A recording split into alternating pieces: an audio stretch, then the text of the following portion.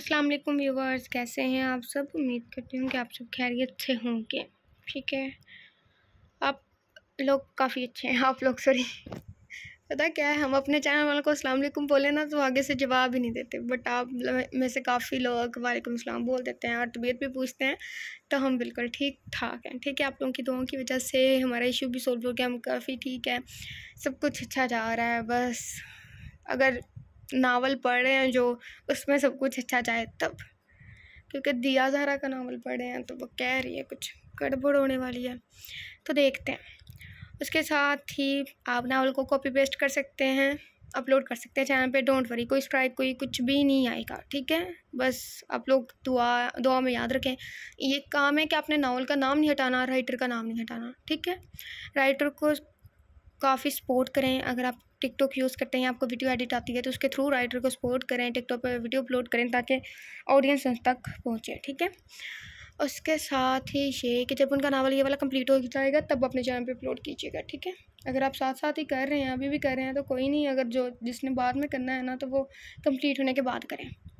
Okay, novel mister possessive love episode 46 दिया Zahra novel को read out करेंगे। बस पार्ट छाड़ा लिए सामने देख रहा था। इसकी आंखों का तासर अजीब था।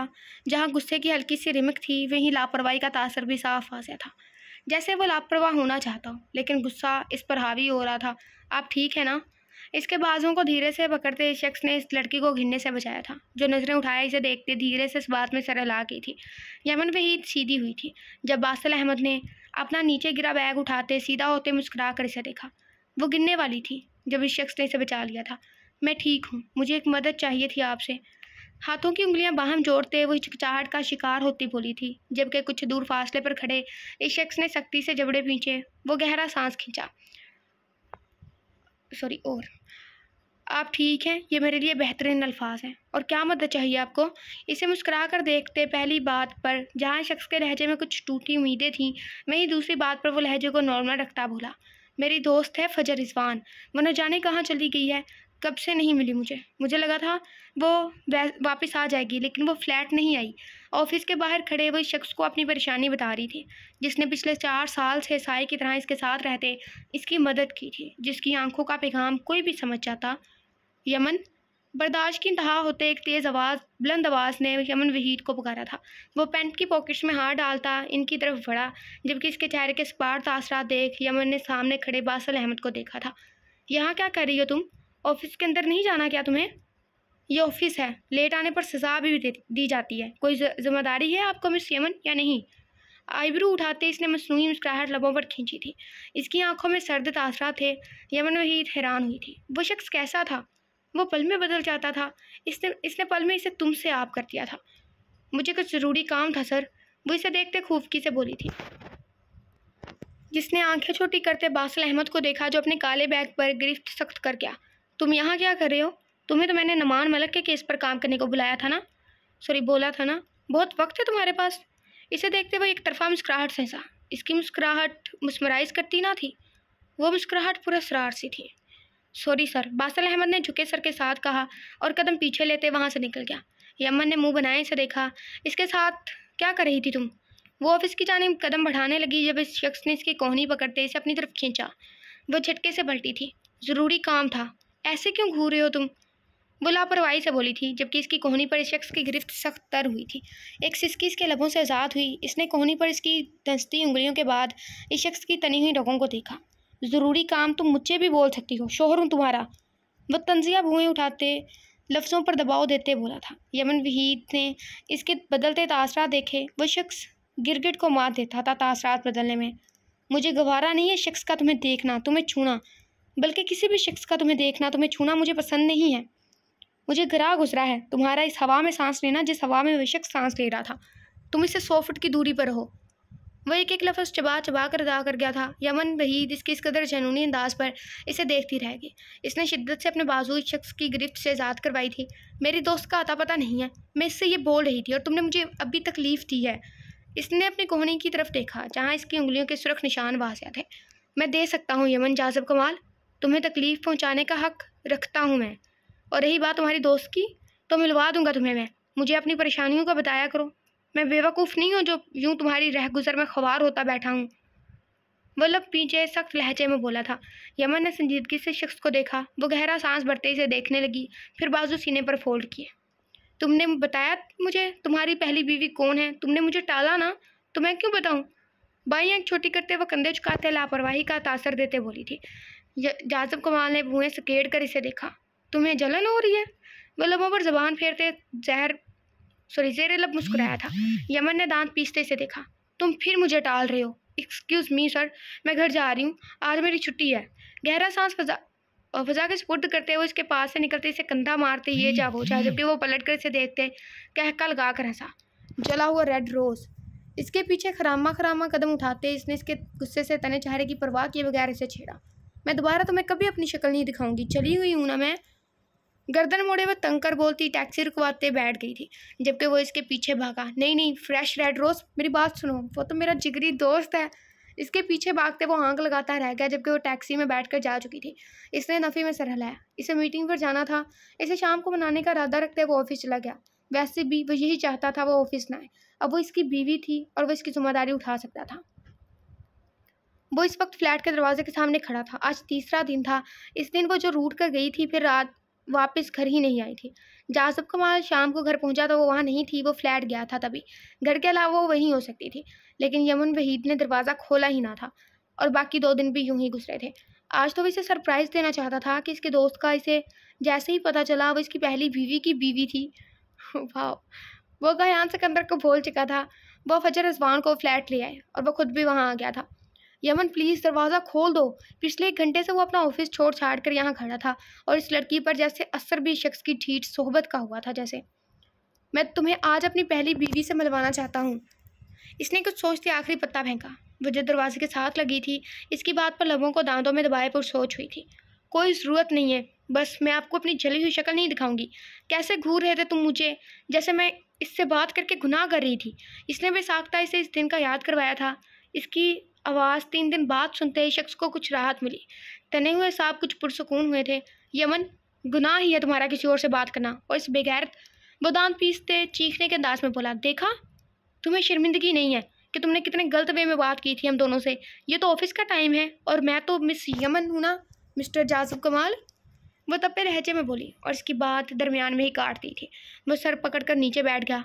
अल्लाह की पनाह, अगर मैं दोबारा किसी औरत से बहस करूँ तो आखिर तुम्हें पता चल ही गया जाजिब कमाल कि औरतों से बहस नहीं की जाती। सर पकड़े नीचे बैठते इसने गुस्से से दांत कचकाते दहाई थी। क्या मतलब है तुम्हारा? औरतें गलत होती हैं?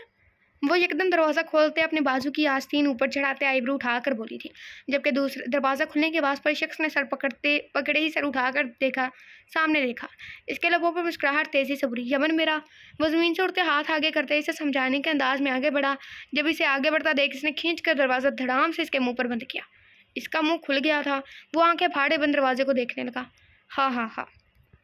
ठेस कहके की आवाज़ पर जाजिब कमाल ने दाएं जान में गर्दन मोड़ कर देखा, जहाँ पर बुरका में एक लड़की के साथ कायान सिकंदर चला आ रहा था। कमीनी हसीना। दांत बुरी तरह कचकाते इसने अपना जूता लड़खड़ाते हुए उतारा और सीधा इसकी तरफ फेंका, जिसने गर्दन साइड पर करते जूता मुंह पर लगने से बचाया। तुझे क्या ज़रूरत थी मेरे मोबाइल में अपना नंबर इस तरह सेव करने की? इसे घूरते वो दबे दबे गुस्से से बोला था। फजर ने खूफकी से कायान सिकंदर को देखा, जिसकी हंसती बत्ती सी को ब्रेक लगा। वो संजीदगी से सर झुका गया। वो इसे घूरती आगे बढ़ गई। फजर, इसने हाथ की मदद से इसे रोकना चाहा जब वो आगे बढ़ती फ्लैट के दरवाजे पर खड़ी हुई। शट अप है फजर। इसने फिक्रा आधा तोड़ कर अदा किया। जाजिब कमाल ने आंखें छोटी करते इसे देखा और आईब्रो झुकाया, जिस पर कायान सिकंदर ने नफ़ी में सर हिलाया। जाजिब ने लब दबाए हंसी रोकी। यमन, मैं हूँ। कायान सिकंदर को बुरे तरीके से घूरते इसने दरवाज़ा खटखटाया, जिस पर यमन ने तेज़ी से दरवाज़ा खोला और इतनी ही तेज़ी से फजर अंदर इंटर कर गई। वो दोनों ही इनकी तरफ बढ़े जब इन दोनों ने सख्ती से दरवाज़ा इनके मुंह पर बंद कर दिया। तुमने क्या किया? जाजिब ने इसकी गर्दन को पीछे से गिरफ्त में लेते गुस्से से पूछा, जिस पर वो करा कर रह गया। अरे गधे, तुमने बोला था सरप्राइज़ है, तो मैंने फजर को बताया नहीं हम कहाँ जा रहे हैं। वो नहीं आना चाहती थी, मैंने 2 बार कहा, इसने मना किया तो इसे शटा बोलते ज़बरदस्ती ले आया। सारा तेरा कसूर है। गर्दन पर इसका दबाव बढ़ता देख वो एक ही सांस में बोला था कि इसकी गर्दन को ज़मीन के साथ लगाने का इरादा रखता था जैसे आज। अच्छा, इसकी गर्दन छोड़ते वो हाथ झाड़ते बोला, जो गर्दन उठाए गर्दन के पीछे हाथ ले जाते गर्दन को मसलने लगा था। हाँ हाँ। जैसे ही कयान सिकंदर ने इसकी तरफ देखा, वो कहका लगा कर हंसा। कयान सिकंदर ने गुस्से से आंखें मींची और मुंह बंद रखते इसे कुछ भी कहने से खुद को बाज रखा। वो दोनों वहीं बैठे रहे थे। इन्हें वहां बैठे आधा घंटा गुजर गया था। कयान ने इसे देखा, जो नहायत मायूसी से बैठा था। जब फ्लैट का दरवाज़ा खुला तो वो दोनों बाहर आई थी। वो दोनों दीवार के साथ टेक छोड़ते फुर्ती से उठ खड़े हुए थे। इन दोनों ने यमन और फजर को देखा। फजर तो बाया में थी, जबकि यमन ने भी दुपट्टे से चेहरा कवर करते हाथों की मदद से पकड़ा हुआ था। वो दोनों इन्हें घूर रही थी। वो दोनों मुंह के सावे पखाड़ते इनके पास से गुजर गई, जबकि वो दोनों इनको जाता देखते रह गए। इन दोनों ने एक दूसरे की तरफ देखा। मैंने इसे 3 दिन से नहीं देखा। सर पर हाथ रखते वो काफ़ी परेशान था, जबकि कयान सिकंदर ने इसे देखते मुंह बनाते कुछ सोचा। वो खुद को मुझे देखने ही नहीं दे रही। जब भी देखने की कोशिश करता हूँ मुंह ढांप लेती है। सॉरी, माजरत। पीछे से कुछ बैकग्राउंड से आवाज़ आई थी, इसलिए हमने फिक्र वापस रिपीट कर दिया। और हम वीडियो कट नहीं करना चाहते। हम बहुत मुश्किल से रिकॉर्ड करें। आप लोग कह रहे हैं कि जस्ट ईबाई करें, और हम किसी और से रिकॉर्ड करवा लेते हैं। देख, ढांप लेती है।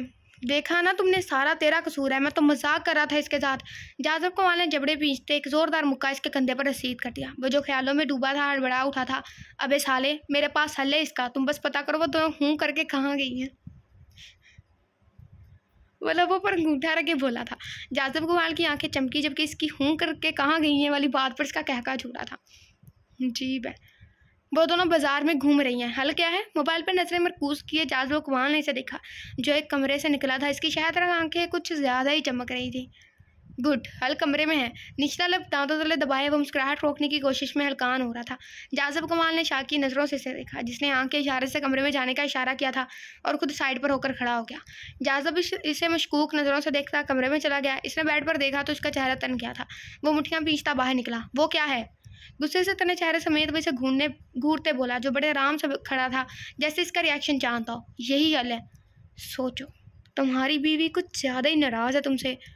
तुम्हें खुद को देखने तक नहीं दे रही। कैसे मनाओगे इसे? देखोगे तो मनाओगे। कैसे गुजरेंगे तुम्हारे दिन, तुम्हारी रातें? सोच मेरे यार, सोच। इसके करीब जाते, इसके गिरते चक्कर लगाते हुए ठंडी हवा भरते, आखिर में इसके कंधे पर हाथ जमाते बड़ी मध्यम आवाज़ में बोला कि गुस्से से तने इसके नकूश परेशानी में ढले।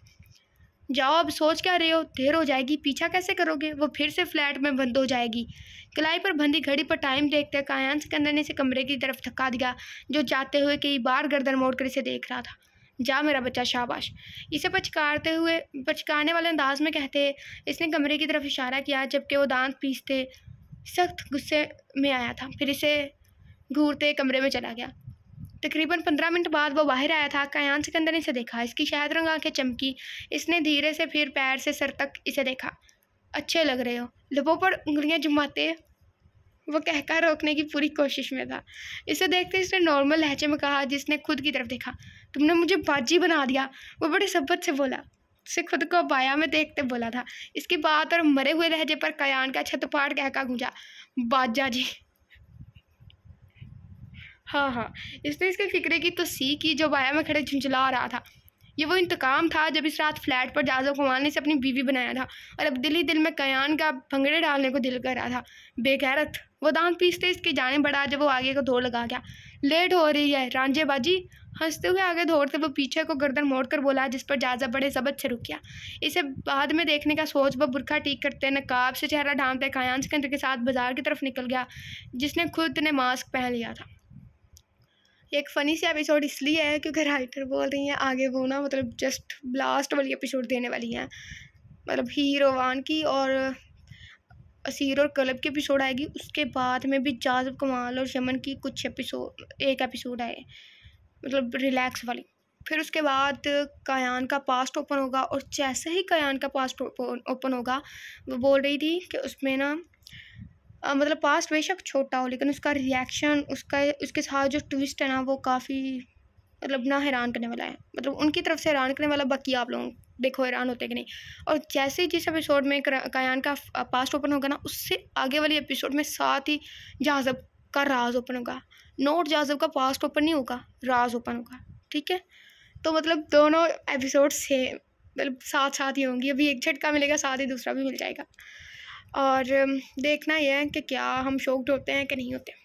ठीक है, सो इस वजह से अभी वो आपको हंसा रही है। तुम्हें दीदार करना है ना, ज़रा फासले पर रहो। इसने जाज़ब कमाल का बाजू पकड़ते इसे समझाया। सामने वो दोनों मॉल में घूमकर बाहर निकलते सड़कों पर चल रही थी। इसके चेहरे को दूर से देखते जाज़ब कमाल के लबों पर मुस्कुराहट आई थी।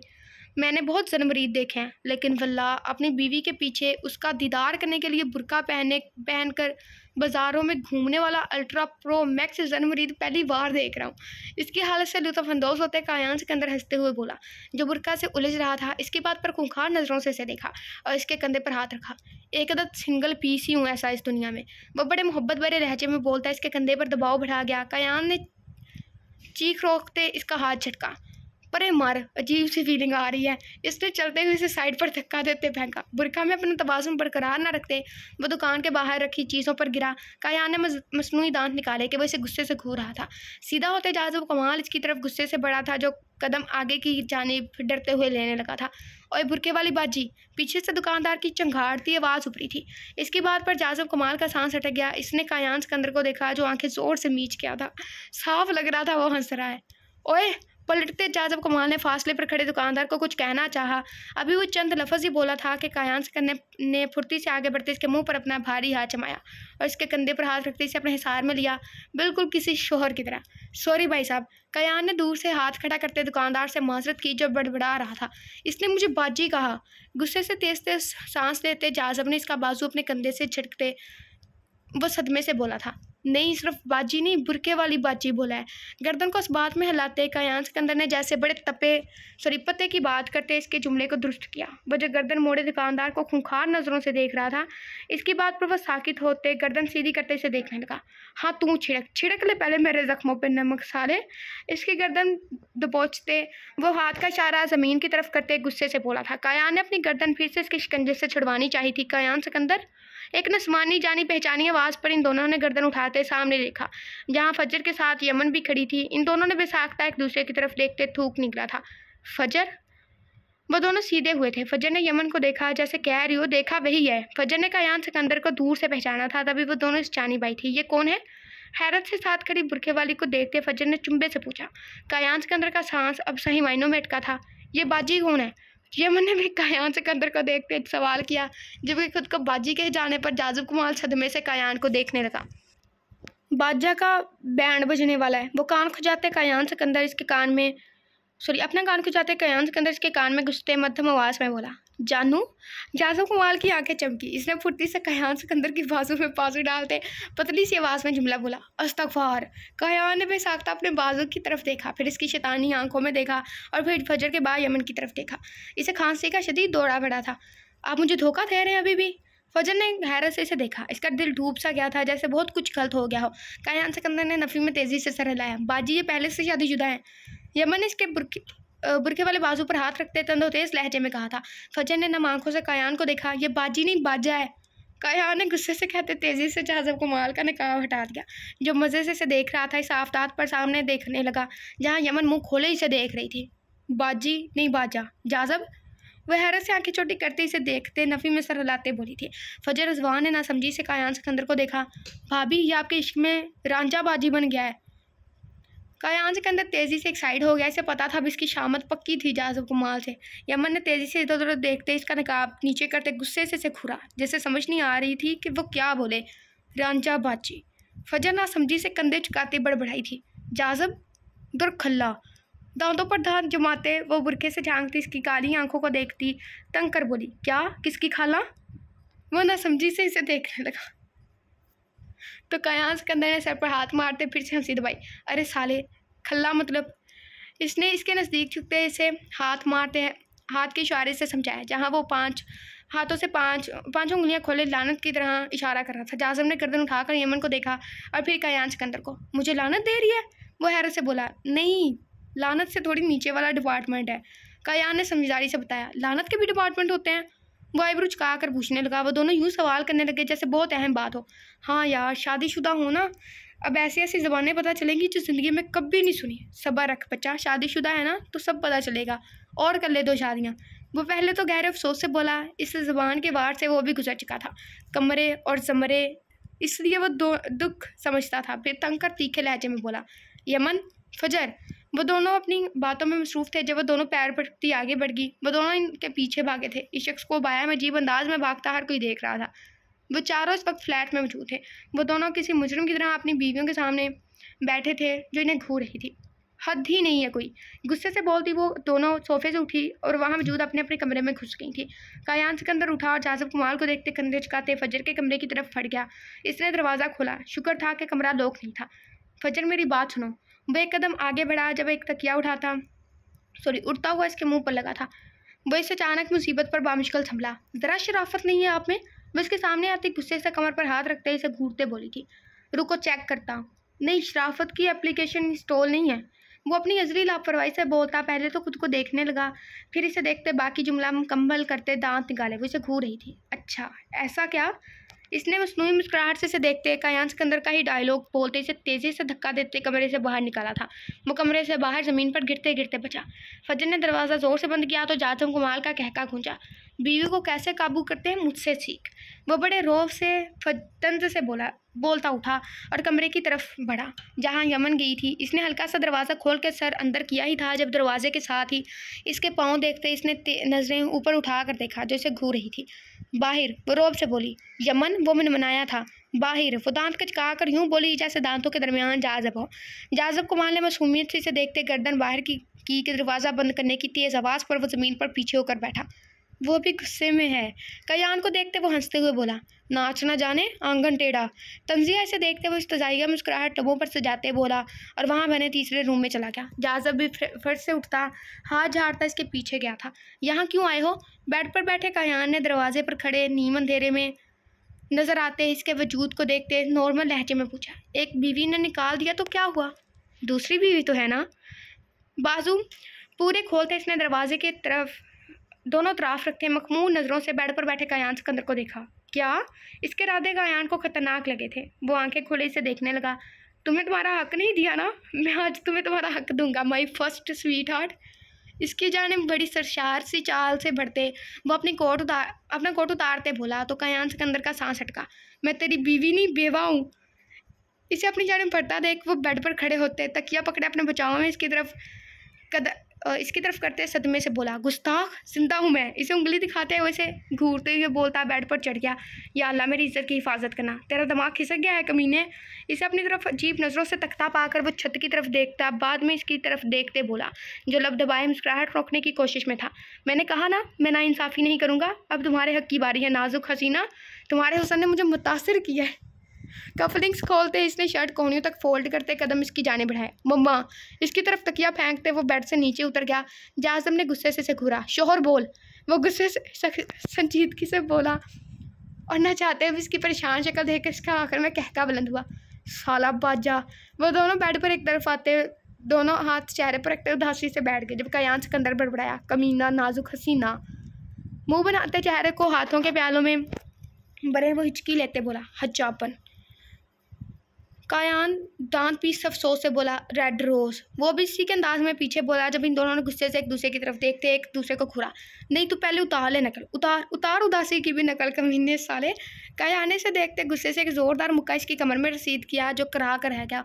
वो बहाल कुछ यूँ था कि वो दोनों एक दूसरे से बुरी तरह लड़े थे कि इनकी नाक और होंठ पर खून के निशान थे। जारी है, शेयर द एपिसोड मस्ट। कभी कभी हंसना भी चाहिए। फ़नी थी एपी क्योंकि नेक्स्ट तो सीरियसनेस ही है आने वाली। ओके, मे भी नावल की 55 एपी तक जाए नावल। आई थिंक एपी 47 में, एपिसोड 47 में कलब, असीर और रवान हीर होंगे, फिर कायान का पास्ट 48 में। और उन्होंने क्लेरिफाई किया था कि 49 में होगा आई थिंक कायान का पास्ट, क्योंकि 47 में ना, सॉरी 48 में ना जाज़ब और क्या कहते हैं यमन के कुछ सीन होंगे। ठीक है, उनके पास्ट ओपन कर लिए, उन्हें डायलॉग की ज़रूरत है तो इस वजह से। ठीक, उसके साथ ही 49 में कायान का पास्ट और 50 एपिसोड में जाज़ब का राज होगा। उसके बाद जो एपिसोड होंगी ना वो तो फिर पास्ट और ये वैसे करके ना 55 तक आई थिंक चला जाए नावल, यहाँ आगे पीछे हो सकती है कुछ। सो नावल ख़त्म हो जाएगा उनका दूसरा भी, तो फिर वो तीसरा नावल शुरू करेंगे जिनकी स्नेक पैक उन्होंने दी हुई थी, तू ही दिल की बेकरारी, जो कि एक शॉर्ट नावल होगा। और वो वनी का है, लेकिन वो वनी मतलब उनका मेन टॉपिक ना उधर एक गलतफहमी और रिश्ते को दिखाना है, एक रिश्ते को, तो बस उसके लिए उन्हें वनी का मतलब ना सहारा लेना पड़ा है। मतलब नावल में ना ट्विस्ट आ रहा है ये वाला, तो उस चीज़ पे ज़्यादा फोकस नहीं करेंगे। उसके बाद नावल उनका आएगा मे बी दिले यार, ठीक है। प्लीज़ नावल का नाम चोरी कोई ना करें, बहुत उनके नावल के लिए नावल का नाम मतलब बहुत ज़रूरी है, क्योंकि उनके कपल का नाम कुछ ऐसा ही है, इस वजह से उन्हें दिले यार नाम मतलब डिसाइड किया है। तो नावल का नाम कोई भी चोरी ना करें। दिले यार आपने आरज़ू और दानियल को तो पढ़ा था ना, आप चाह रहे थे कोई ऐसा नावल बताएं, कोई ऐसा नावल बताएं जो आरज़ू और दानियल की जैसा, तो फिर कंग्रेचुलेशन, क्योंकि वो नावल आरज़ू और दानियल जैसा ही होगा। ये इसका मतलब ये नहीं है कि वो सारा ही उन जैसा होगा, नहीं, क्योंकि आपको पहले वो ऐसा लगेगा, उन्होंने बताया कि वो बहुत स्वीट और फ़नी सी स्टोरी आपको लगेगी, मतलब जैसे कि आरज़ू दानियल की सीरियसनेस, फ़नी, ये वो सारा कुछ था। तो पहले आपको ऐसा लगेगा, और अचानक ही वो ट्विस्ट लेकर मतलब अचानक ही सस्पेंस में डाल देंगी, फ़नी चेंज होकर सस्पेंस में चला जाएगा। तो ये कि मतलब ना जो लड़की हीरोइन है ना, वो आरज़ू से 4 हाथ आ गया मतलब काफ़ी ज़्यादा ही है, और वो उनका नावल वुमेन राइट पे होगा, मतलब वो औरतों के जो हकूक़ या फ़राइज़ है ना उन पे। तो जो दानियल है ना, वो मतलब दानियल गुस्से वाला था ना, तो जो हीरो होगा ना दिले यार में, वो उससे भी ज़्यादा गुस्से वाला होगा। और सेकंड कपल यहाँ होगा या नहीं, वो मतलब अभी प्लॉट सोच रही हैं।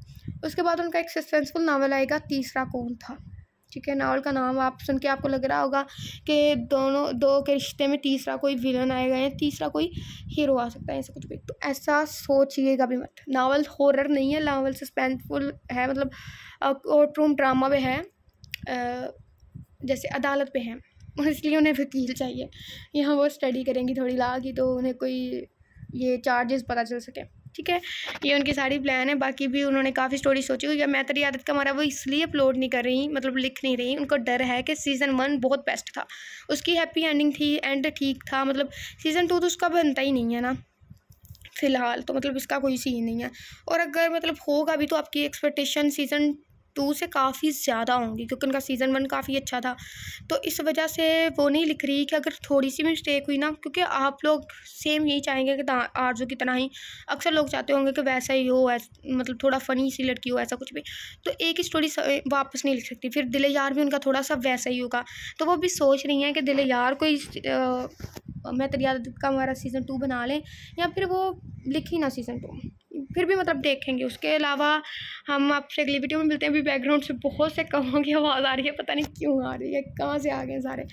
हम अगली वीडियो में आपसे मिलते हैं। अल्लाह हाफ़िज़, अपना बहुत सारा ख्याल रखिएगा, और प्लीज़ हमें बताएं कि कोई और वॉइस रिकॉर्ड करें नावल की या नहीं।